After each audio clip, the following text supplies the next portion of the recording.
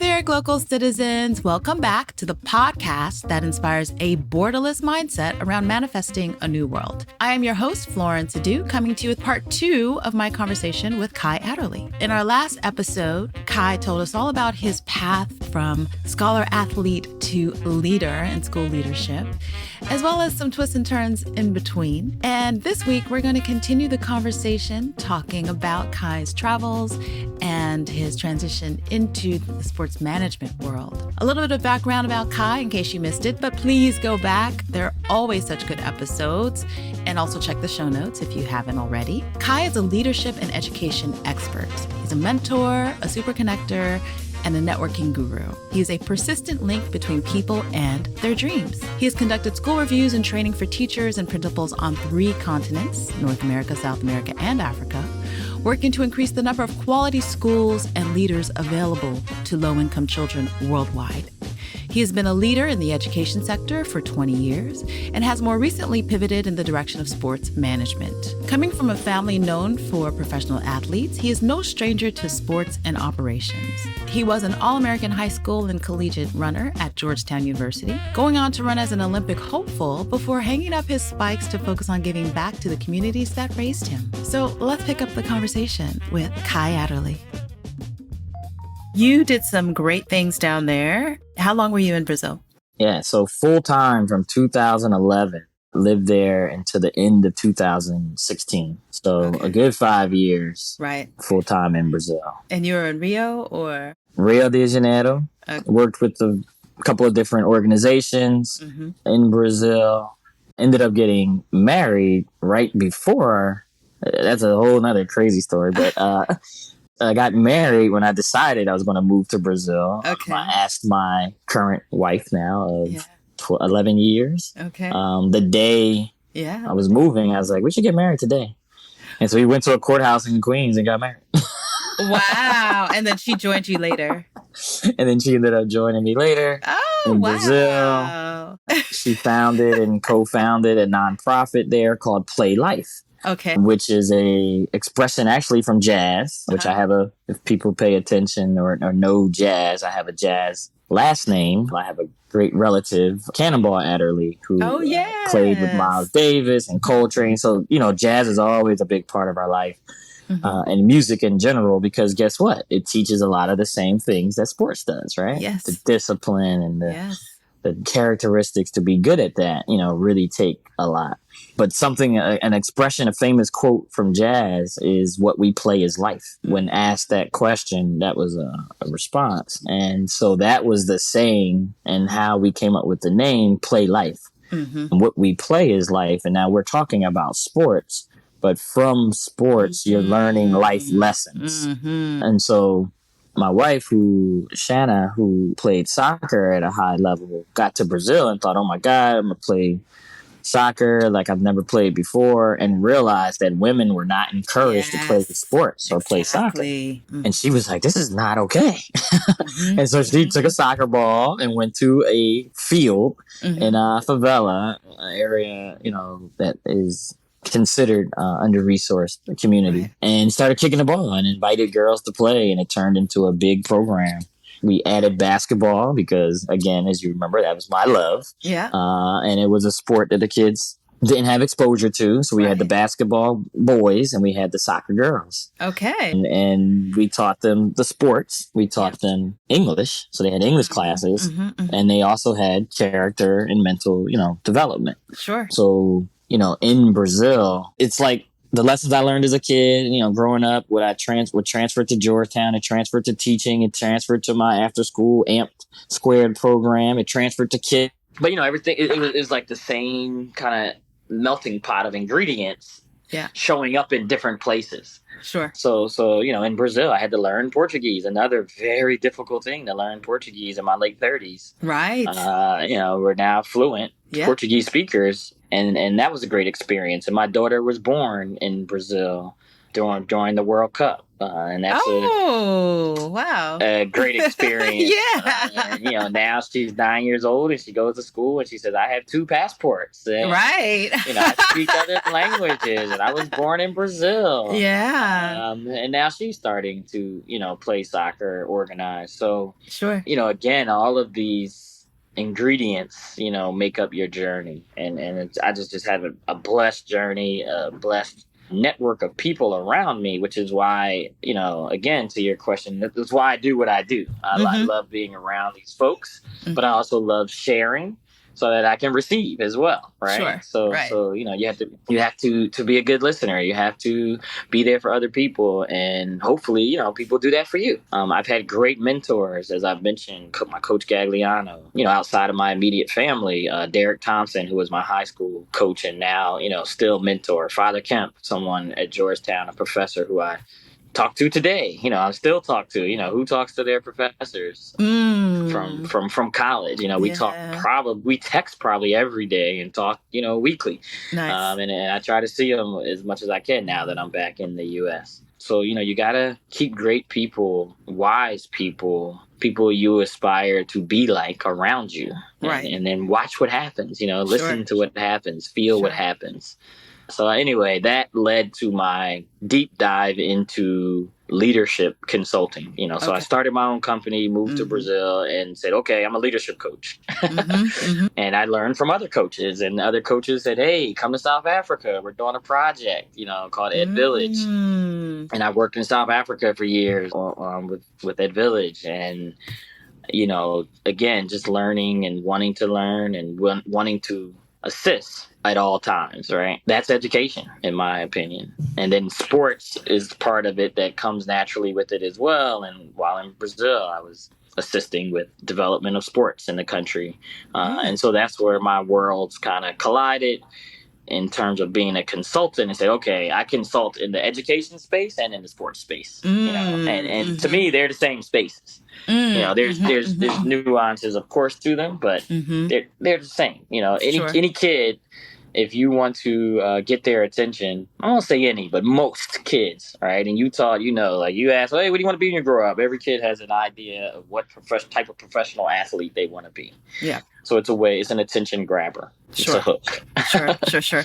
So you're in Brazil, and I want to ask my Glocal Speak question in the context of Brazil, but I also want to know how you came back from living in Brazil to being back in Philly, because you were in New York and then you moved. So let's take a brief pivot to ask about Glocal Speak, and I want to know specifically about Brazil. I know you have Glocal Speak other places, and maybe in Philly. We want to hear what you hear or heard. So I ask you to share a word, a phrase, or saying that was an interesting part of your local experience and how you come to value that as Glocal Speak. Great. So if I understand this correctly, and definitely push me towards where you want me to get to, because I can pull from a few different places. But I think number one is that AMP, right? That always mentally prepared. Yeah. That is just something, again, it's tattooed on me, but it's just with me everywhere I go. Sure. To learn Portuguese, to be in a foreign country, to make new friends at, 37, 36, 38, 39 years old. Yeah. Getting married, moving out the country, moving my life. You have to have a strong mental capacity to deal with stuff. Yeah. I don't know how else to say it. You have to be grounded in your mental fortitude. Sure. So I can't pass by the opportunity to share that phrase and that saying, always mentally prepared, being excited about being in Brazil, being excited about learning Portuguese. If you can't do that, then you probably need to pivot and do something else. If you're not excited for what you do, I wake up and I'm in love with the work I do. I don't think of it like, oh, I have to go to work. It's just what I do. Yeah. Right? Yeah. And I have to organize it so that I get paid, right? Number one. But but it is a necessary part of life to be passionate and show your passion for what and who you love. Yes. So with that, I'll share that. And in addition, I would add a few words to it to be, relentless also, right? Being relentless about your goals and your passions is something that only you can do. It's something that, no one else is going to be as excited about the things you do more than you are. And I share that with people I coach, from kids to adults all the time. I say, look, I shouldn't be excited to walk into your school building. I mean, more excited than you are. Right? This is your school building. You're leading this school. Yeah. People need to see that. And, I should feel it. Right. I shouldn't have to ask you to go and practice and ask you to, hey, did you run today? Sure. You should be calling me saying, hey, coach. When are we? What's the workout today? What are we going to do? And I might say, hey, wait, we'll see. But, that if you're passionate about something, you're relentless with it. And so that is the other word, I would share. Okay. And then lastly would be appreciative. You have to, spend that time reflecting, thinking, giving thanks to the journey. And I think if you are able to do that, and I'm not able to do it all the time, I'm not perfect in no way or form. But when I remember to be good at what I do, I remember to be very, very appreciative and thankful for the journey, the people along the way. I have lifelong friends from every single step of my journey. People wonder, they're like, what? You're still friends with so-and-so? And I'm like, yes, they've impacted me in such a way. Why would I ever let them go? Yeah. So those are the words I would share. Okay. And I really like that sentiment. Why would you ever let them go? Because that's a really good point to make, is that, these relationships, we do have to do some work, and we do have to be committed to understanding and remembering why we're grateful that we have the people that are in our lives. So thank you for that. Okay. So that's good. That's Glocal speak. That's global speak, I like to say. And so now take us from Brazil to Philly. How did you get there? Yeah, so without going into all of the details, living in Brazil is wonderful as it was and it seems, also comes with its challenges. Yeah. One can imagine. One, the extreme poverty there is really sad, right? Two, to see a place where the majority of Africans were taken to in slavery, living in such conditions, was also very sad. To be in a place and feel racism stronger than I've ever felt anywhere was very challenging to deal with daily as well.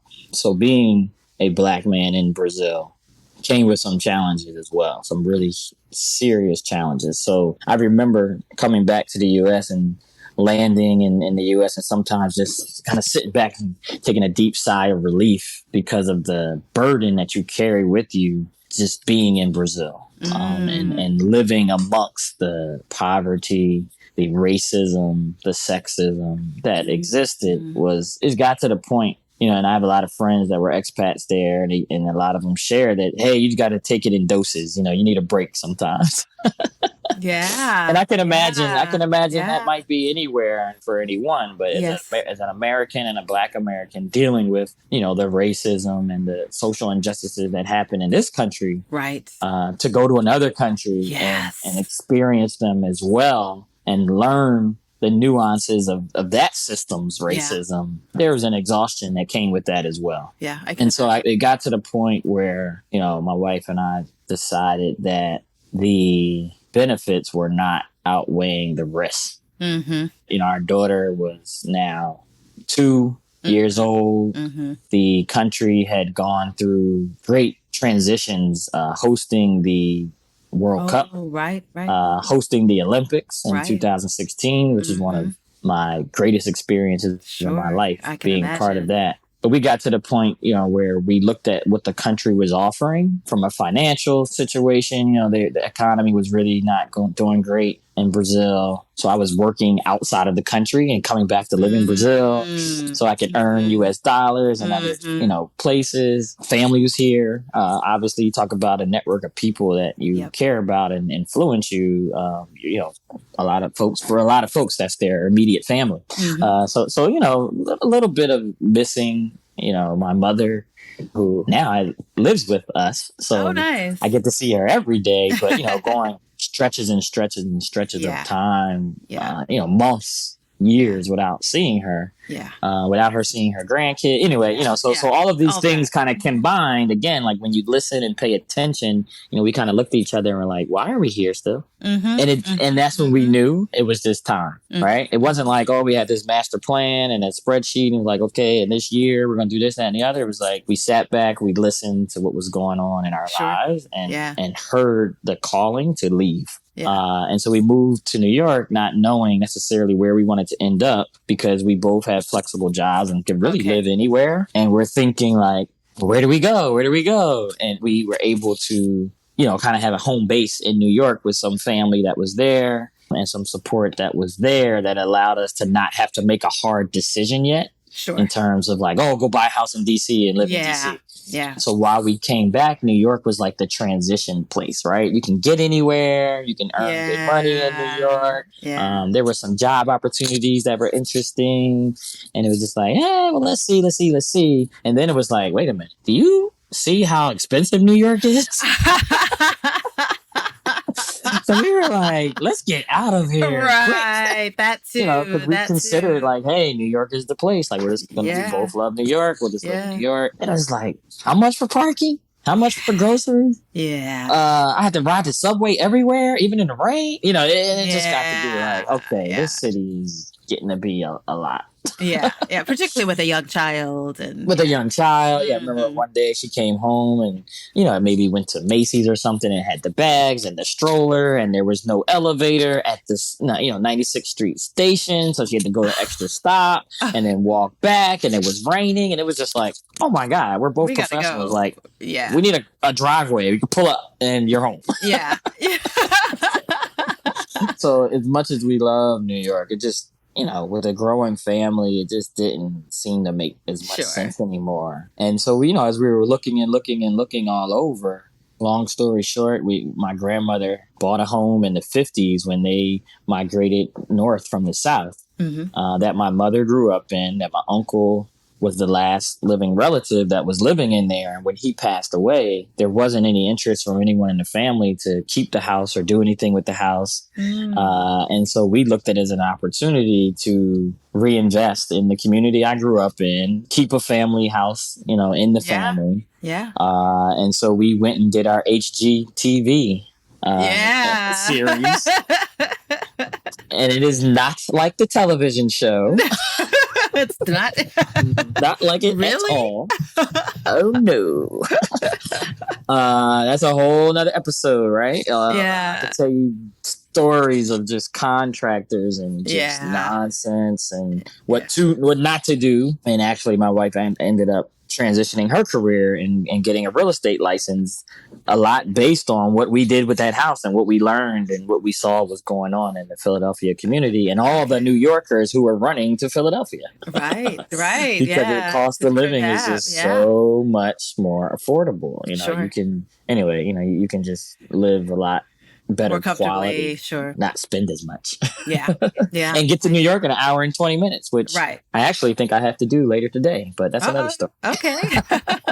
Good. So that's how I got back. And it's funny, one of the schools that I was supporting, I was coaching their CEO there at a new startup charter school. And talk about full circle again. I've been blessed with these life experiences and opportunities based on relationships.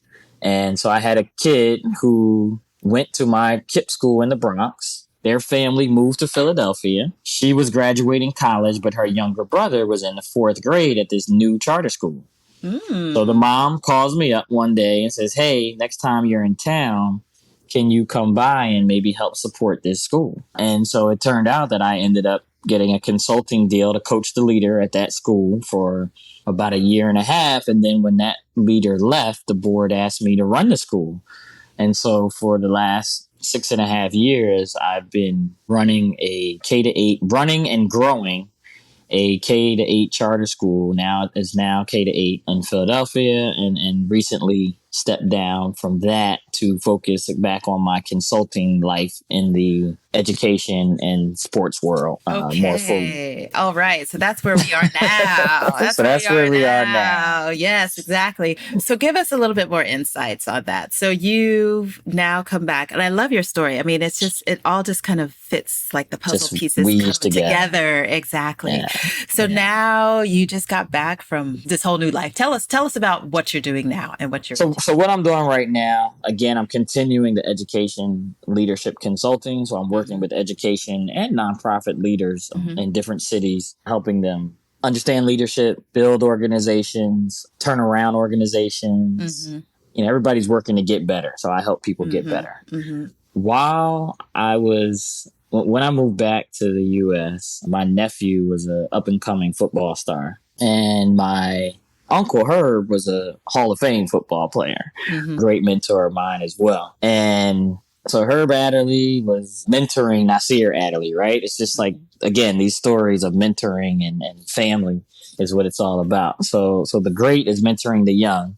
And here I am in the middle, Uncle Kai. My nephew gets, college scholarship, ends up getting drafted to the NFL. He's, gone on his professional career. And I remember, Herb always saying to me, yes, we're great athletes. Our family has shown that we're able to perform on the fields, on the courts, on the tracks, everywhere else. We need to get into the business of sports also. He would always talk about that. We need to get into the business of sports. We need to get into the business of sports. His daughter, Tony, has children who also were athletes. And also we would have these conversations about getting into the business of sports and, the other, because we're passionate about sports. So again, it's like you do the things you're passionate about. Yeah. And so anyway, that led me to get my agent license. Okay. And really the goal was to get into sports, get into the business of sports, but also with my nephew being in the NFL, I said, well, if I have an agent license, I could probably help him throughout his career and maybe give him resources or share things with him from an agent business perspective that a lot of players don't have access to. So I was like, wow, this would be cool. And that kind of just blossomed and led to my deep passion for sports, hanging out more at different sporting events around different athletes and coaches and people in the sports world. And I was at a dinner with a Georgetown friend celebrating her birthday and happy to be sitting at the table with some guys who are part of Cash Money Records, Maven Sports Group. And after a few conversations and they heard some of the stories that I'm telling you here today, they said, man, you should come work with us. And I said, okay, let's do it. and so, they invited me to be the vice president of sports for Maven Sports Group, which is, it's Cash Money Records sports division. So Slim, who is one of the co-founders along with Birdman Baby with Cash Money, they're very great business minds and they're behind a lot of businesses that people don't know about. And one of them is, again, their passion for sports. So they help athletes build their brands, build their careers and manage their lives. And I said, well, that's what I've been doing my whole life anyway. Right. Pretty so much, again, it's like, it's not work. It's just like what I do. And so our philosophy is pretty much lined up. And so I've been, there's a learning curve as well, obviously, learning the business of sports. So I've been using my relationships over all the different paths that I've taken, in the education space and in the sports space, and they're all just coming together now beautifully. And I'm, again, still in a situation where I'm helping kids. I'm helping kids that look like me. I'm helping kids and things that I'm passionate about. Education plays a big part in it. You can't just sign a contract. You need to read it. Right. Exactly. Part of being a professional athlete is, reading these contracts and knowing what name, image, and likeness is all about and branding's all about. And it's just a blessing for me to be able to help people or assist people, support people, and the things that I love. And because of my journey, I have great resources. I can pick up the phone and call people that know way more than I know. Right. And put it to work. And put it to work. So, kids start expressing their interest in sports very young.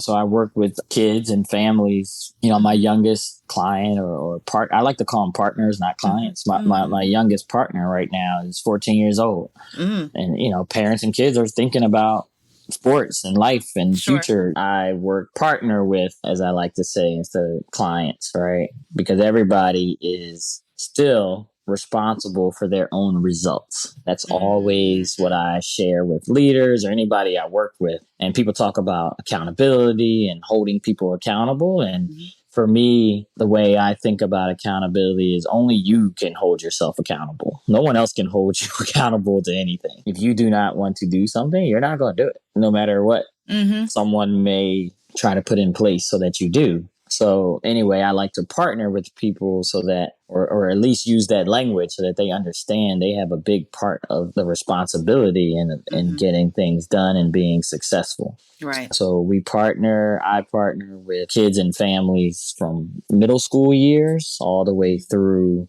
to professional and beyond. And that's a big part of what we do.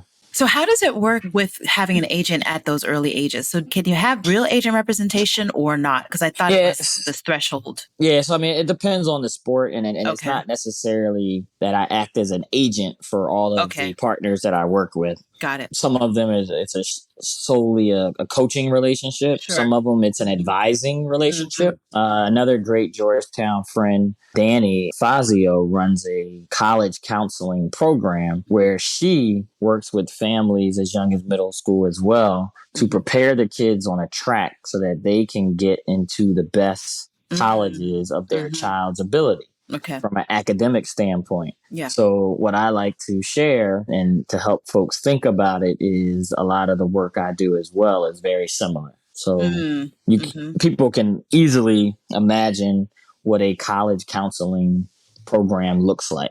How do you prepare for the SATs and what tests should you take and what books should you read and what, practice tests should you practice on, those types of things, what camps to go to, what summer camp, And so with sports, it's very similar.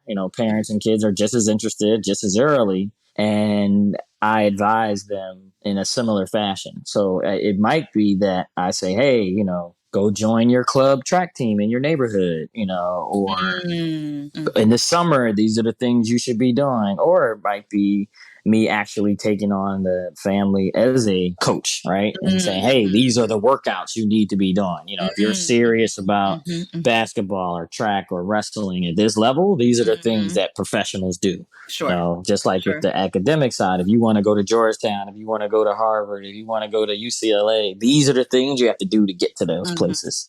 So that is a consulting service that I provide. And then to your question about the representation, two answers to that. And sometimes it depends on the sports. You'll see teenagers, that go pro in different sports, tennis, in different sports. So they do have agents. But typically as an amateur, you don't have an agent as an amateur.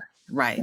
So until somebody is tinkering with going pro. So with those situations, we work with families. I'm almost like a business manager. Yeah. What are the meets you need to go to? What are the games you need to participate in, or camps, or looking at name, image, and likeness opportunities for a kid? Like, you're the biggest star in your town. You can go to the local store in your town and say, hey, can you pay me in groceries? And I'll make Instagram posts about your grocery store. That's a name, image, and likeness deal that a kid could have, depending on the state they live in. Sure. So we help families, understand those laws and those the business. Take the advantage of the business side. Yeah. Like Uncle Herb said, we have to be on both sides, not just the field. And you'll hear that come up a lot. 60, 70% in NFL is black, and where are the black coaches? And just about any sport, when you start looking at the business, it doesn't reflect the demographics of the people that are particularly playing the sport. So getting into that space has been a lot of fun. Obviously, being with Cash Money is a lot of fun. Secret, I was working in Atlanta last night, but we ended up at the Drake concert because of the affiliation of Cash Money and Drake. So perks of the job. The perks of the job, and again, it's the things that I'm passionate about and the opportunities that I'm able to, part of, I think, what I bring to the table or to the opportunities is my ability to envision where these intersections happen. Mm-hmm. So I start thinking about, oh my gosh, my life in Brazil and the things I did, and then my sports life, and then my education life, and then, my family's and friends, and I just start putting these puzzle pieces all together. And I'm like, well, you should meet this person, and you should know that person, and you guys can do this together, and we can take this product to Brazil and, push it there. Like, it just all just starts to flow in my mind. Yeah. It's like ultimate dream weaving. It is. And ultimately, the tagline of my company that I started, the Adderley Group, actually is taking people to where they want to go, like helping people realize their dreams. That's what we do. We make connections so that your dreams come true. And that brings me just happiness and joy, being able to see people reach the places that they're trying to go. Yeah. And to think that I had some part of that, or made some connection, or, know someone that has the knowledge or resource that you might have been looking for. That's why, Instagram and my social media handle is Kai Connects. Kai, CONNEX. Kai Connects. Father Kemp was the person who gave me that name when he kind of sat back and was like, this is what you do. Like, you connect things and people all the time, and kind of stuck. And that's what I do. I love to do. And like I said earlier, I just try to, make it make sense figuratively as well. Right, exactly. as well as in the piggy bank. Sure. So folks, you're going to have that in the show notes with all of Kai's other contacts and information. So I want to ask you about mindset. You've talked a lot about it, but I want to know what your mindset hack is. What is your favorite or an innovative mindset hack, one that you know, one that you practice, or one that you can imagine? So this will not be revolutionary, but I do think that it is very true to me.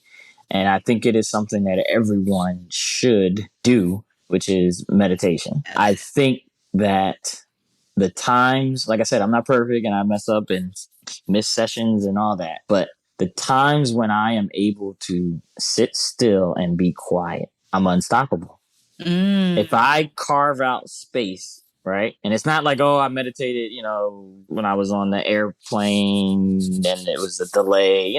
You have to plan in your planner, carve out space, create a habit and routine meditating. You're able to, as you just mentioned, imagine and see things that you can't see when you're just running our daily, busy, distracted life. So the ways that I do it every single day. I do it. And I remember as a kid, my dad used to always tell me, go to sleep. And I'm like, what? And he'd be like, go to sleep while you're awake. And I'm like, what are you talking about? And I'm like, what? That's good. Yeah. That's a great tip. Yeah. And he would say, put your body completely at rest while you're awake. Make yourself rest while you're awake. Yes. And I'm a 10-year-old kid. I'm like, what is he talking about? Right. But my parents were big into yoga, meditation. And so, he used to always say that. And so I started to learn to do it. We take car rides, long trips, and people be like, man, you can fall asleep anywhere. And I'm like, yeah. I mean, I learned really early how to go into lower my heart rate, right? Yeah. Just go into another zone and put myself at rest, put your mind at rest, not think about anything else, and just hear what comes. Not say, oh, I got to think about what I got to do tomorrow. Or I got to think about when I'm going to leave Brazil, or I got to think about what I'm going to do next in my career. But if you're able to silence your mind, then the answers come. Yeah. They come. Yeah. So I don't know. Like I said, it's not revolutionary. It's not a hack. It is hard to do, though. It is. It is very hard. Yeah, that is very true. Yeah. So you have to start with at least blocking the time for it and creating a habit out of it. They have apps now that people use, I've used, that help you. And there's guided meditation. Some people like sound. Some people like voices. There's all of that. But again, I'm 48, so I probably can argue and say I've been doing this for 38 years or so, because I was around 10 when I remember my parents saying, like, my dad would be like, go put yourself at rest. I'm like, what? Like, this doesn't make sense. And then the other side of that, which I'm definitely guilty of, because as you can hear, I like quiet spaces. So oftentimes quiet spaces means like the middle of the night. Right? People are, I think, more fans of the middle of the night than early mornings because it's easier to stay up till midnight than to wake up at 4 a.m. It's true. So I'm guilty because I tend to I don't try, but like I like staying up late because it gets quiet and I enjoy that and I get to think and feel. Sure. But I think equally important as being able to meditate is my new understanding of sleep. Right. And making sure that you are rested because all of us know when you're tired how that feels. And one can, look to research that suggests that based on being exhausted it can be equivalent to being intoxicated and, on some type of drug or alcohol. And people don't think of lack of sleep that way. But I can remember sometimes, and college students and people in the business world, we all know, like everybody waits for the last minute to do something and then you got to pull an all-nighter and you're absolutely exhausted and you fall asleep at the stop sign or, the stoplight. I mean, dangerous stuff, So dangerous. New mothers who fall asleep with the baby in their hand, because you're just exhausted. So, I'm forcing myself to go to sleep earlier. Better rest, yeah. And, it's not going to be a perfect thing, again, because I love the night. Yeah. I just love it. And, 2:00 in the morning is just beautiful to me. Like, it's just silent. Nobody's moving. It's just, and I'm able to get so much done. But I have a life where, you have to be up to do the other stuff, right? Exactly. My son is 4, my daughter's 9. You got to do stuff. Yeah, so, exactly. Yeah. But I really enjoy those quiet spaces. So being able to make quiet spaces is important, and being able, to meditate, clear your mind, clear your thoughts, and listen. And when I get away from it, I'm a different person, and I know it. And I'm like, damn it, I gotta get back to the things that I know that make me the best person I can be. Exactly. It's a true hack. I mean, ask anybody who's tired, how you doing today? You're like, man, shut up. Right? You don't want to hear anything. You don't want to hear anything from anybody. You're just like annoyed, right? Because you're tired. People are really tired, so I really stress in young folks, especially, get their rest. As you hear, I work with a lot of athletes. Sure. We used to take naps, what college kids, take naps. Like when you're competing at such a high level and demanding so much of your body physically. Recovery is key. Recovery is key, it's key. So anyway, that's my hack. It's okay. All right. A secret, but I do have some, tips, I think, in books and articles, whatever, that I go to read more about these topics. My favorite one right now is Outlive. I don't know if you're familiar with Outlive, Dr. Attia. Yeah, I'm reading that book now on longevity. Hands down.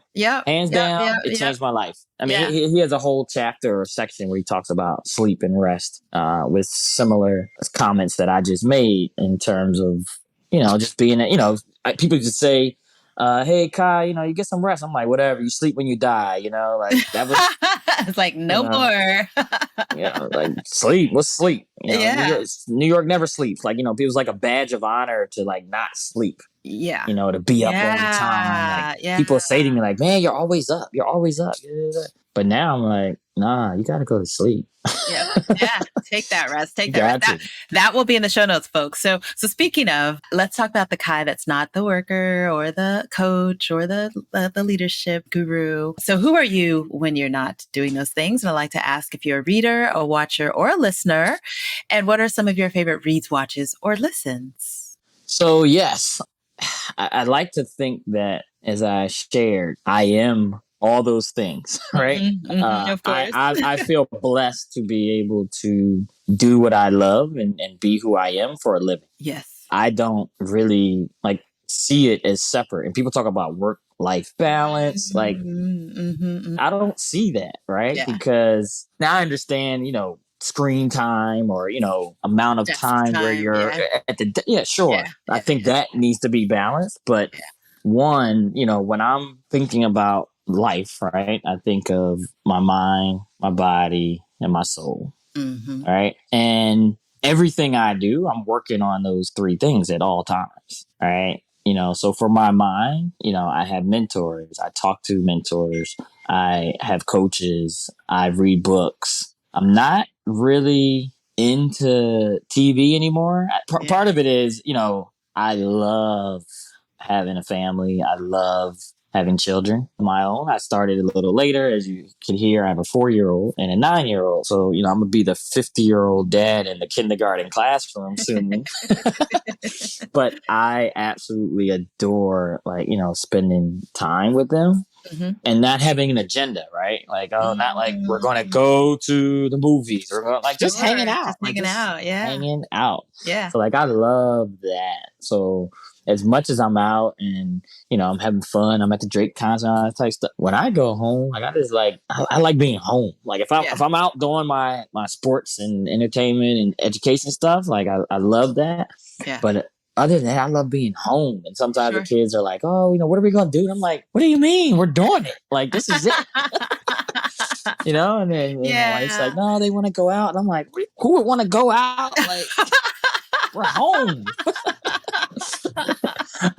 So I'm the type person who, I go out on a Monday night, but on the weekends, I don't want to be out. I don't want to be out. And part of the reason I transitioned back to the consulting life is because I like to be able to drop my kids off to school in the morning or pick them up or go to their school play, and for my life at the age they are right now, I really love that flexibility. So, mine is that, the books I'm big on audiobooks now. Okay. Yeah. Because I can get through them quicker. And if I really like it, then I buy it.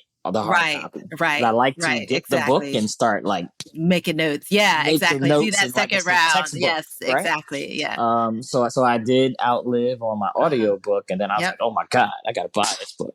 Yeah. And so then I go through it a little deeper. And so then the body part, being an athlete, I'm constantly and I also married a fitness owner. There's a fitness business. So, taking care of our body in terms of what you eat and sleep and working out is something that we're always going to do. We go hiking, we play tennis, I run, of course. And then during the pandemic, I picked up road biking. So I've been, I remember coming home saying, oh yeah, I rode 10 miles and I was all proud of myself. And now if I ride less than 25, I don't even consider it a ride. Oh, that's real road riding. So I do 25, 40, 60 mile road bike rides. Okay. I did New York to Philly ride twice. Nice. Wow. Okay. So I ride, Yeah. And so I can take an audio book and go out for 3 hours. Right.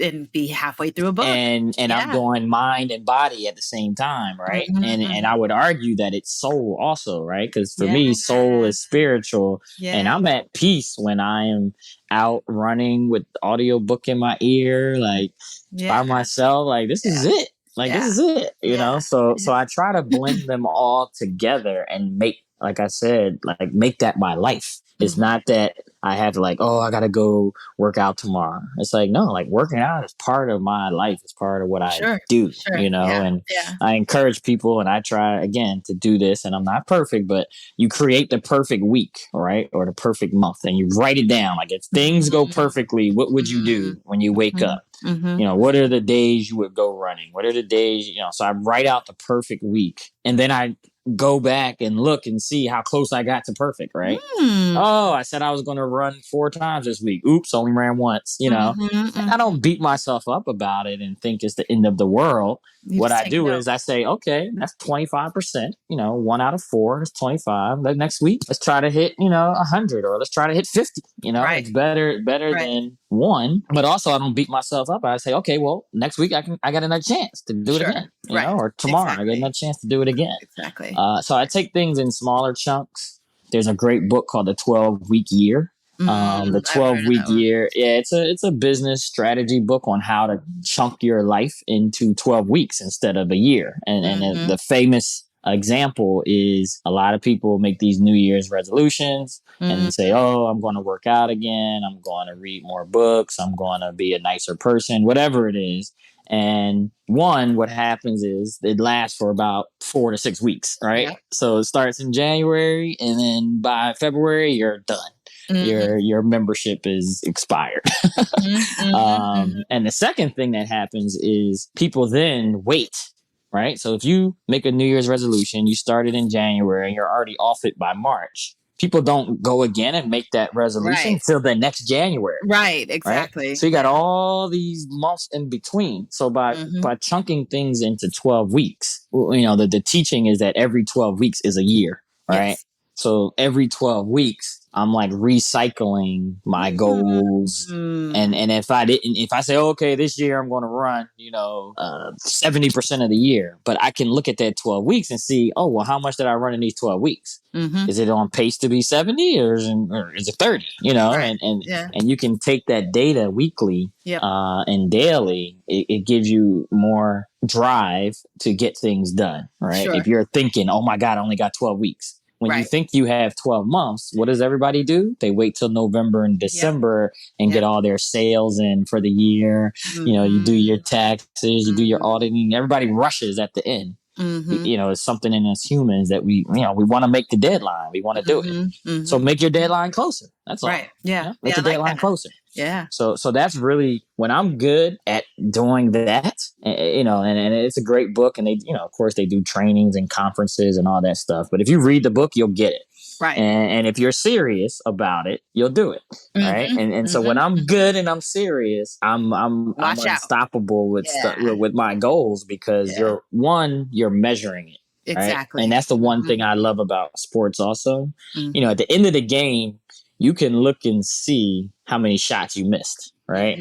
You took 20, you made 12. That means you missed 8. Right. The data is right there, right? It's right in your face. And so you get that immediate feedback, right? If I go out and run, I can start the watch. And when I finish, I hit stop. It tells me exactly how far and how fast, right? There's no hiding in between there. I ran 5K. It took me 22 minutes, and that's what it is. Right. So then if I have a goal of running faster than 20 minutes, well, I got to start doing something different then. Right. Exactly. It's not just like, hey, I'm just doing whatever. Yeah.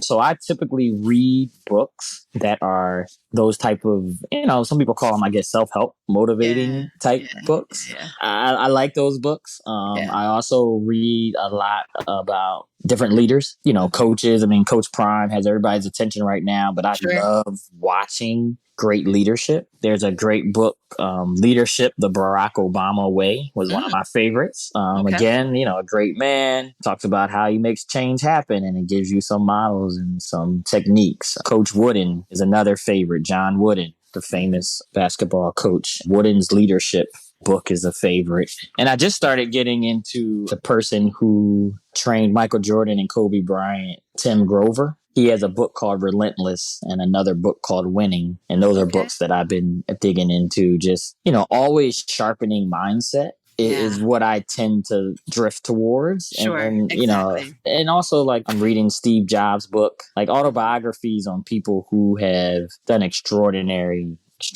things. Those are great. So those are some great tips, folks. So those will be in the show notes. Oh, no problem.